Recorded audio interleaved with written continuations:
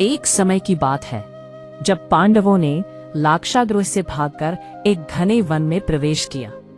ध्रुव की किरणें हरे पत्तों के बीच से झर रही थी और पृथ्वी की महक मिट्टी और हरियाली से भरी थी।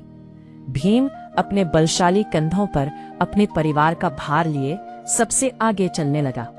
पीछे माता कुंती और अन्य भाई थकान से चूर होकर एक विशाल वट वृक्ष के नीचे विश्राम करने लगे। भीम का गला सूख रहा था।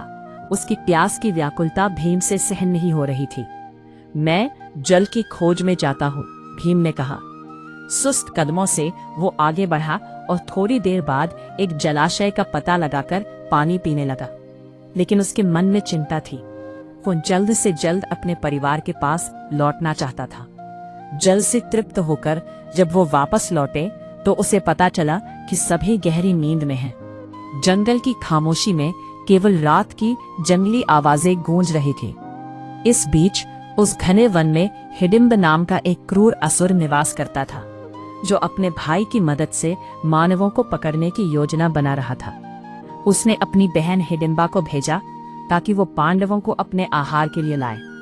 हिडिंबा ने भीम की सुंदरता और मजबूती देखकर उसके प्रति आकर्षित हो गई और उसने अपनी राक्षसी माया से एक सुंदरी का रूप धारण किया।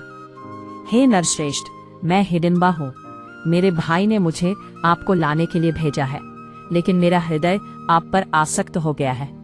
मैं आपको बचा सकती हूँ, हिडिंबा ने कहा। भीम ने उसकी बातों को ध्यान से सुना। उसने कहा, तुम कौन हो और इस भयावह वन में अकेली क्यों घूम रही हो? उसकी आवाज में एक ठोसता थी, लेकिन साथ ही एक नरमाई भी। हिडिंबा ने अपनी सच्चाई बताई और जैसे ही भीम ने उसकी आंखों में प्रेम को देखा, वह समझ गया कि यह केवल एक जाल नहीं है, बल्कि एक संभावना है। लेकिन अचानक हिडिंब का आगमन हुआ। उसने हिडिंबा को भीम के साथ बात करते देखा और क्रोधित हो उठा। क्या तुम स्त्री पर हाथ उठाने की हिम्मत करोगे? भीम ने चुनौती दी। उनकी आवाज में एक अद्भुत बल था, जो जंगल के ठंडे वायुओं को भी गर्म कर देता था। युद्ध तेज हुआ। कुंती और पांडवों की नींद खुल गई और वे भीम को एक भयानक राक्षस के साथ लड़ते देखकर चकित रह गए। अर्जुन ने धनुष उठाया, लेकिन भीम ने उसे रोका। यह मेरा शिकार है, इसे मैं ही समाप्त करूंगा। भीम ने हिडिंब को उठाया और उसे हवा में घुमाते हुए भूमि पर पटका, जिससे हिडिंब अपनी जान से गया। हिडिंबा, जिसका दिल भीम के प्रति प्यार से भरा था, उसने माता कुंती के चरणों में गिरकर प्रार्थना की। माता, मैं भीम को अपना पति मानती हूँ। अगर आप मुझे स्वीकार नहीं करेंगे तो मैं अपनी जान दे दूंगी।